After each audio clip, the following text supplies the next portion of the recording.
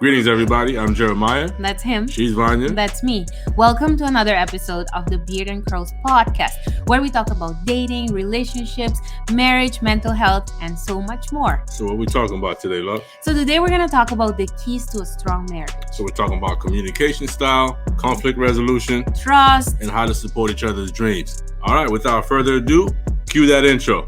What's up, guys? It's your girl, Margot Bingham. Karen Parsons. You're now tuned in. You're now tuned in. You are now tuned in. You are now tuned in to Beard and Curls. Beard and Curls. Beard and Curls. Beard and Curls. Beard and Curls. Keep it locked. Our guest today is the Director of Student Affairs for Prison University Project. He is a staunch advocate for lifelong learning while getting it done for the community. You know him, you love him. David, welcome to the show. Yeah, thank you. Appreciate you inviting me on. For the people listening who may be struggling in their relationships or their situationships, but want to kind of take it to that next level, when did you first realize that your wife was the one? Having been with your wife for 10 years now, when did you realize that she was the one you wanted to have as your life partner? Yeah, that's funny. That's a good question. I think I told myself that there was three things that I wanted to do or experience. And if everything went well in those three things, then we were good. The first one was to meet her family, right? So if meeting the family, accept, that's pretty kind of traditional process, right? Everything goes good there. And same meeting my family as well. The second thing was to travel together because, you have to make a bunch of decisions in a short period of time. And, that's just, it could be an equation for frustration or, things could go smoothly or both. Mm-hmm. And then living together, taking some time to live together and see how our day-to-day goes. And if all goes well, then that worked. And so with my wife, I was fortunate to do all that actually within the first 10 months. So asked her to marry me after about 10 months. So when it comes to communication, you mentioned unspoken and spoken agreements. Can you tell us a little bit more about that?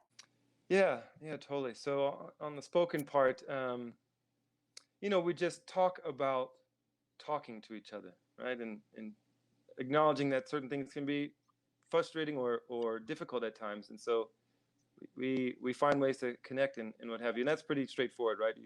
Sometimes you just share what people's needs are. I think some of the unspoken stuff also has been, just aspects that we kind of came across that are part of, I guess, each other's personality. So for example, when we were first dating and, trying to balance friend time with your partner at the beginning can kind of be a little bit of a thing. And in previous relationships, it took a little bit more negotiation when trying to go and hang out with my friends, what have you. And then earlier on, there was just, no conversation or negotiation. And if I even wanted to kind of be out all night with my friends, there was trust there, and Mm-hmm. and so I think sometimes there's these pieces that meet the trust aspect of a relationship that sometimes, if you just kind of put it out there, and give your partner a chance to kind of prove themselves, that's very helpful. And so for me, that was big because we had never talked about particularly any kind of fears around hanging out with friends. It was just kind of came up earlier on in the first time. She's like, yeah, cool, hang out all night. I mean, granted, we're in Europe and France, and that's like a thing, right? At the time, folks do that. So that was really meaningful. As an example, yeah. I wanted to know a little bit more about how you guys build and maintain trust in your relationship. Communication is the foundation of trust building, right? So trying to really communicate, desires, wants, things that go well, future goals, and, kind of thought partnership on how to get there. And then also, sometimes we don't engage in conflict because we're fearful of what the other person's going to say or feel, or having to go through a situation like, man, I don't want to go through this emotion again, or I don't want her to feel this emotion. But, you just have to have trust in the process that when you communicate that things are going to go well, because each side wants things to go well. You want things to continue, and that when bringing up frustrating things doesn't mean that you don't love or you don't want the person to kind of continue. It's just, or yeah, you're angry. I mean, you might be angry, but it's about finding common ground. And that's a continuous process, you know.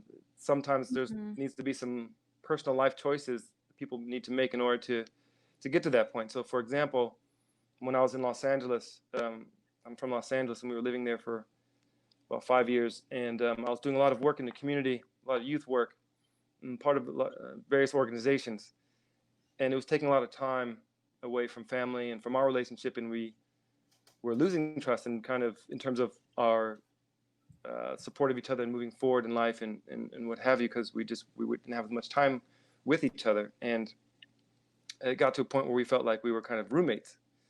And so then what we both did was make a really hard decision and just dropped everything we were doing to go travel together and just go do something different. Fortunately, we had some funds to go do that, and we dropped everything, sold most of what we had, so everything we had we could fit in a car, and we traveled for a while with our children to just kind of connect more and connect with each other and explore and just through that's how, you know, we were able to kind of further our trust building. We've done that several times. What tips do you have about how to resolve conflict in a healthy way? You know, when we're in emotion, we often listen to respond, right? All right, I'm just gonna wait for that moment, and then I'm gonna go in, right? And that just, you know, it might work temporarily in your mind, right, just to satisfy your emotions for a second, but long term doesn't really work. And so listening to understand has been a big thing, and listening and to understand, to try to put self in, you know, my wife's shoes or her in mine. And so, you know, we're still learning that, right, and trying to practice that. It's not something I think you can kind of get. I'm sure folks that have been together for decades, you know, still work with that. But yeah, listening to understand and trying to see the bigger picture behind what the person is saying, and especially if you know, my wife or wife, we're in emotion, you might not speak as clearly or get your thoughts out as be as articulate as you'd like. And so it's kind of seeing beyond some of those moments too, or seeing when someone might say something and it's not purposeful, but it might hurt feelings, like, you know, just trying to see beyond these things. That has been helpful too. And also we don't yell, you know, we don't yell at each other. And that was a big thing too, because I'd been in relationships where, like, you know, partners were yelling at me or physical or what have you, and I was not, right? And so this was another, like, whoa, like, you don't yell, you don't get mad and call me names, like. So that was another trust building piece at the beginning too. That was I really felt helped us strengthen our relationship, not yelling and calling each other out our names, and you know, just trying to see the bigger picture, talking calmly. And we model that for our children too, you know, so they see us when we're talking in conflict, and so we want them to kind of carry on the same healthy conversation, you know, or practices, behavior. Okay. Yeah, totally. Yeah, that's awesome. I want to follow up on that. So you said, like, you guys don't yell, and that was kind of like refreshing to be able to experience that with her, because it hasn't always been the case with others. And so how much of that is attributed to just like personality, or just a decision that you both made to say, okay, we want to do something different? That's a good question. I think, yeah, personality probably has a lot to do with it. You know, we're both very laid back and chill by nature, so I think that might have something to do with it. But it was something I told myself I didn't want to do. Like, I had to point that out and notice it in other people and kind of observe and say to self, this is not something, and then share that at the beginning. Like, you know, I don't yell when our first kind of altercations or, you know, disagreements of sorts, like laying out norms, if you will, right? Like, what are our norms, right? And having that conversation, you know, why not? And so that was real helpful. But we've had to work at it, particularly, like, you know, you have stuff going on with the kids and they're pissing you off, and then, you know, partner comes and then adds on to the pissed off thing, and then you bark on accident, you know. You know, that's something that I think we've been able to kind of get ahead of, and, you know, guilty at some points of kind of raising voice, obviously, but like really making sure that, or if that does happen, you know, we apologize and connect and really share the thoughts that we want to or how we felt at the time. So that way we're on the same page. Don't let things brew and carry over. Or what's it called when you hold on to something? I'm blanking on the word, but just not carrying on to any baggage or energy from previous arguments and things. Just move on, move forward. Okay. No, I'm glad you said that. So it's a process. Yeah, I'm sure it is. And so I was going to ask you about that. So like when you guys have a conflict or whatever it is, like, do you kind of have an agreement of how long it takes before you resolve it? Like maybe somebody's conflict resolution style might be like, I want to resolve this in 1 hour. Somebody else could be like, well, I need maybe 10 hours. So do you guys have, or immediately. or immediately. So how is that for you guys? Yeah, a lot of trial and error. You know, her process is, I need to talk about it now. We need to go in and, you know, we'll just take the time it takes. And, you know, and I'm like, okay, I need to sit and think about it. I need to identify exactly what I'm thinking, so that way I know exactly what to share with you and not kind of go on these tangents. Because if I kind of dive into a conversation before I have figured it out in my head, then I get really silent, you know, and it's kind of one-sided.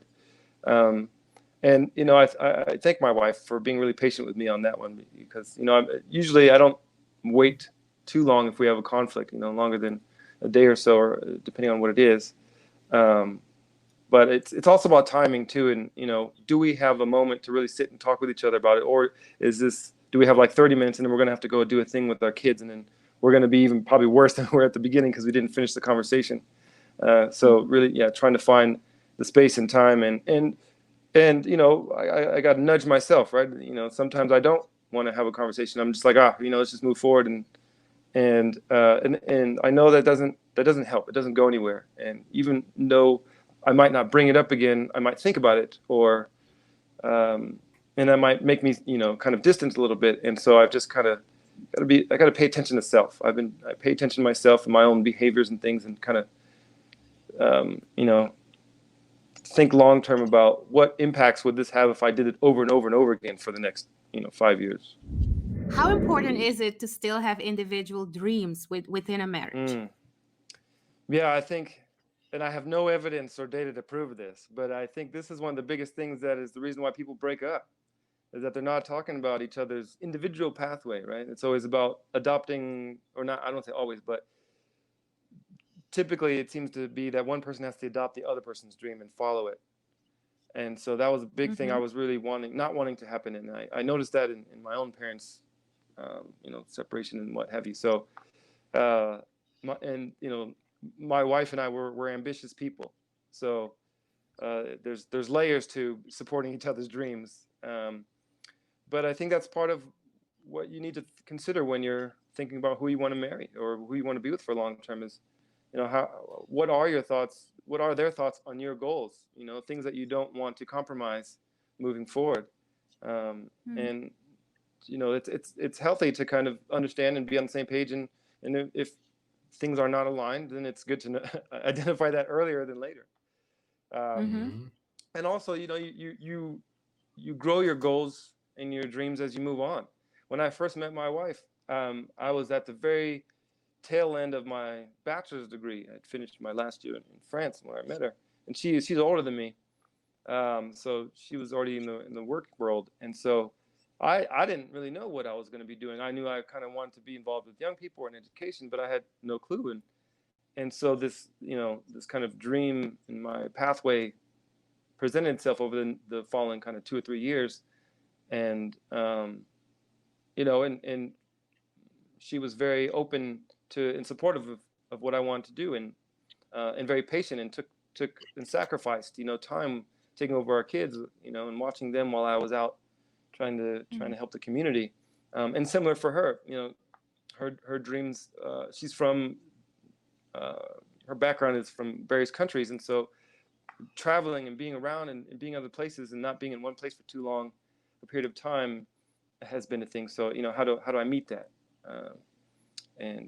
So that's where a lot of the traveling pieces have come in, or, you know, change up of scenery.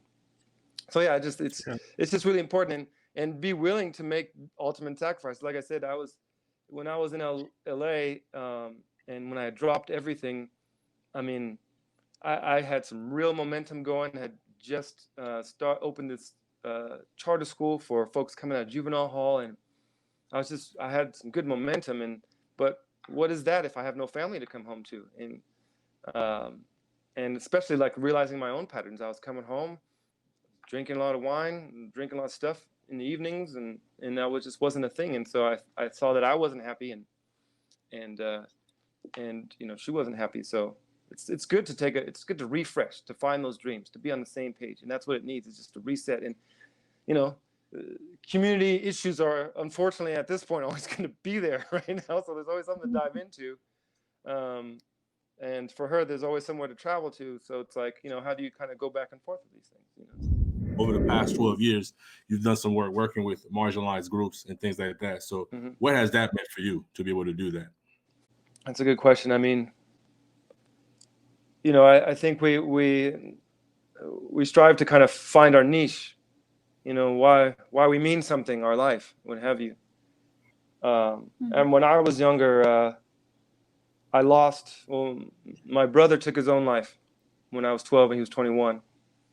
And then my best friend lost their life when I was 16. And I just had this idea of, how death really made me appreciate life.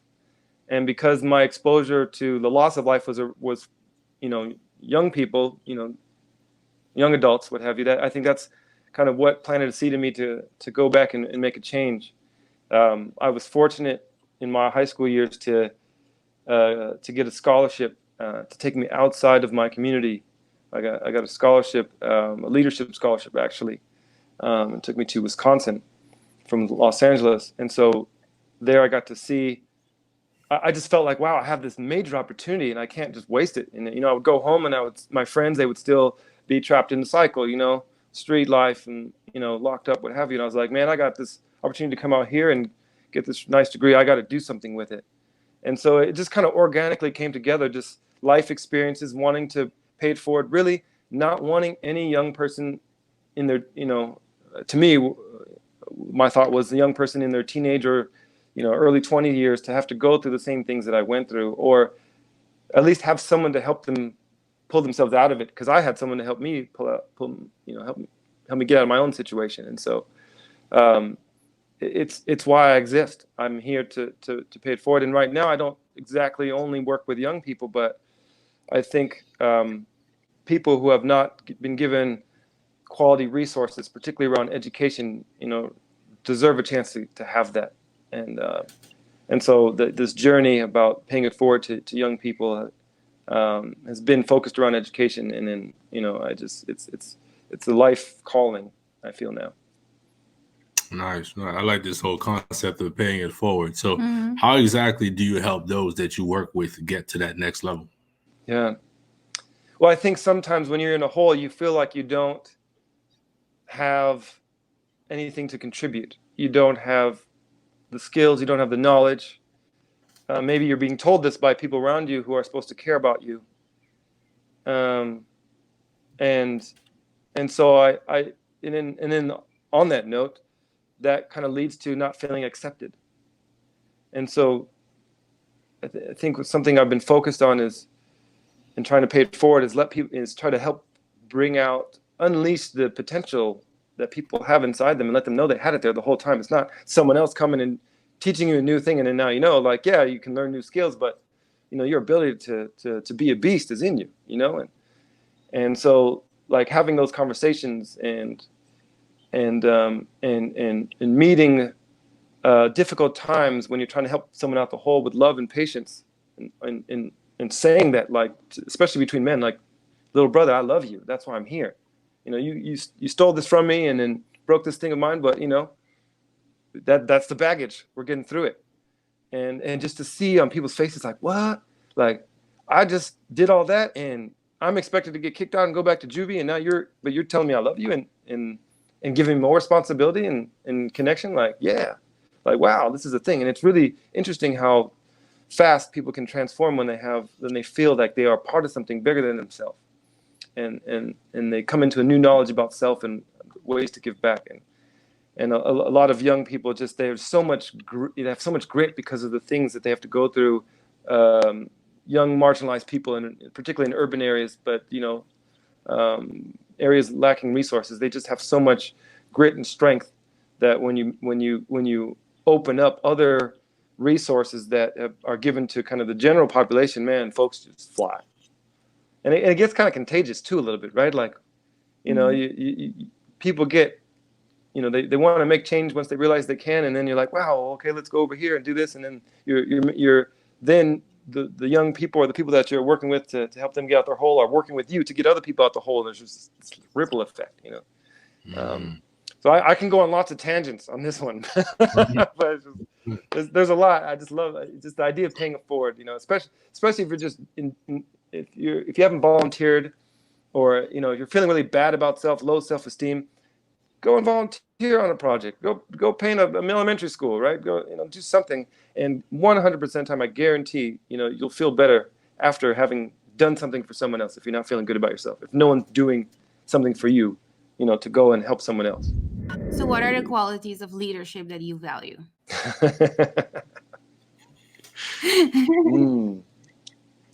That's a question I wasn't expecting. Nice. I think there's two kind of theories of leadership that are very helpful. And the first is, and we've heard it before, Martin Luther King Jr. talk about servant leadership.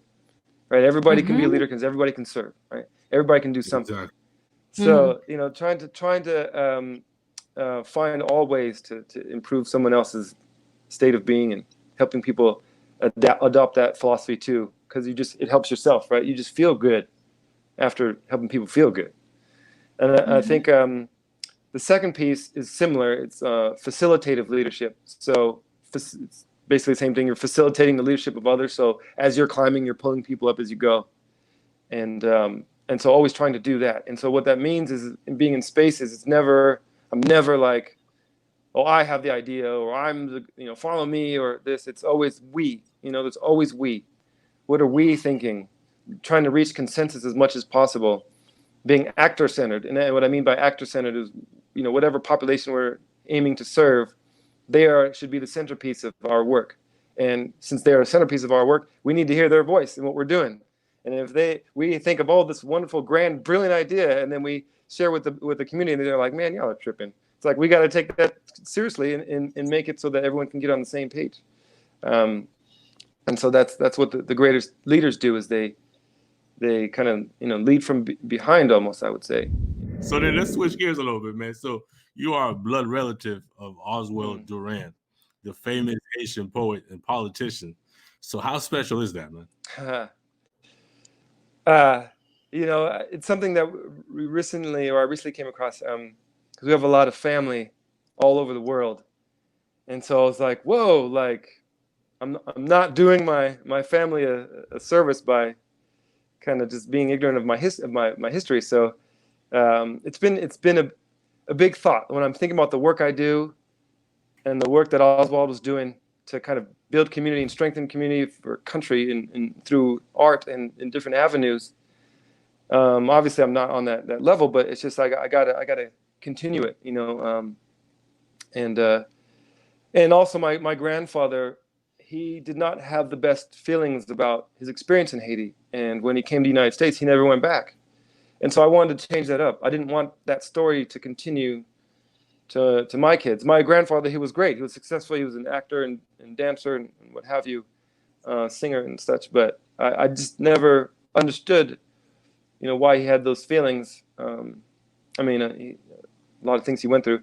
Particularly though, when I went to Haiti to do some youth leadership work after the earthquake, I was like, wow, people here are just so amazing and find ways to just be resilient with nothing.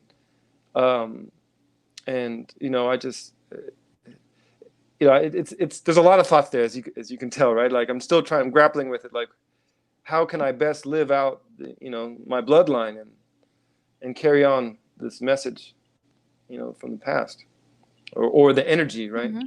You said you went to Haiti after the earthquake and did some work out there then. And so were you there other times as well? Have you been out there a few other times before? Yeah, I went out after the earthquake, and then one time after that, as part of a national project to kind of promote youth development economically, but through like I was working for a program that was focused on youth leadership, and youth meaning 25 and under, people 25 and under, but in Haiti, youth is like 30, 31 and under, right? So it was like kind of bringing these principles to Haiti to help kind of build more community and, like I said, unleash the potential that these young people already had in them, help them kind of find ways to dig in. So I definitely have on my list to go back for non-work reasons, to bring my family and my boys and to explore.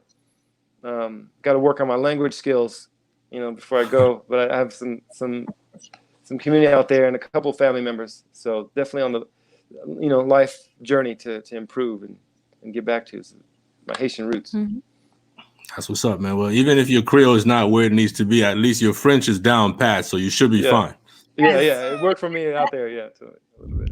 Well, again, you're doing some great work out in your community, brother. Again, we appreciate you taking the time. Thank you. Thank you so much for having me. It was such a wonderful time talking with you both. Well, there you have it, folks. That's our show for today. Thanks for tuning in. And as always, like it or not, Beard and Curls is the new his and hers.